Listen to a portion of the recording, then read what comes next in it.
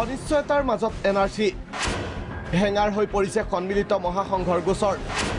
অথলে যাব নেকি এনআৰচিৰ প্ৰক্ৰিয়া পানীত পৰিব নেকি চৰকাৰৰ 2200 কোটি টকা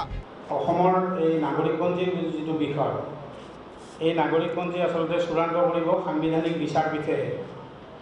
গতিকে 31 তাৰিখে যিখন নাগৰিকপঞ্জী ওলাব সেইখনেই চূড়ান্ত নহয় কাৰণ এই সম্পৰ্কত আমি অসম সন্মিলিত মহাসংঘৰ 5জনীয়া সাংবিধানিক বিচাৰপীঠে আমাৰ 562 2012 876 2014 311 2015 আৰু 86 2016 এই চাৰিটা গোচৰ যিহেতু সাংবিধানিক বিচাৰপীঠত আছে এয়া 13 আগষ্টত উচ্চতম ন্যায়ালয়ে এনআৰচি সন্দৰ্ভত দিয়া ৰায়ৰ প্ৰতিলিপি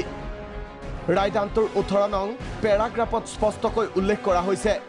সাংবিধানিক বিচাৰপীঠত বিচাৰাধীন লেখ আবেদন নম্বৰ 562/12 গোচৰৰ ৰায়দানৰ ওপৰতহে নিৰ্ভৰ কৰিব এনআৰচি উন্নীতকৰণৰ প্ৰক্ৰিয়া কিন্তু কি আছে সেই লেখ আবেদনত নাগৰিকত্ব ভিত্তিবৰ্ষ 1971 পৰিৱৰ্তে হ'ব লাগে 1951 71 পিছত জন্মসূত্ৰে ভাৰতীয় নাগৰিকত্বৰ বিৰোধিতা 1971 ভিত্তিত প্ৰস্তুত কৰা নাগৰিকপঞ্জী বিদেশী আৰু বহিৰাগতসকলৰহে সুৰক্ষাৰ দলিল এই 31 তাৰিখে পাবলগীয়া প্ৰকাশ পাবলগীয়া এনআৰচিখন 71 ভিত্তিত প্ৰস্তুত কৰিছে সাংবিধানিক বিচাৰপীঠে ভিত্তিবৰ্ষ চূড়ান্ত নকৰাকৈ আৰু এইখন হ'ল বিদেশী আৰু বহিৰাগতসকলৰহে সুৰক্ষাৰ দলিল উচ্চতম ন্যায়ালয়ত এই আবেদন জনাইছিল সন্মিলিত মহাসংঘৰ সভাপতি মতিউৰ ৰহমানৰ লগতে আন 5 আবেদনকাৰীৰ প্ৰশ্ন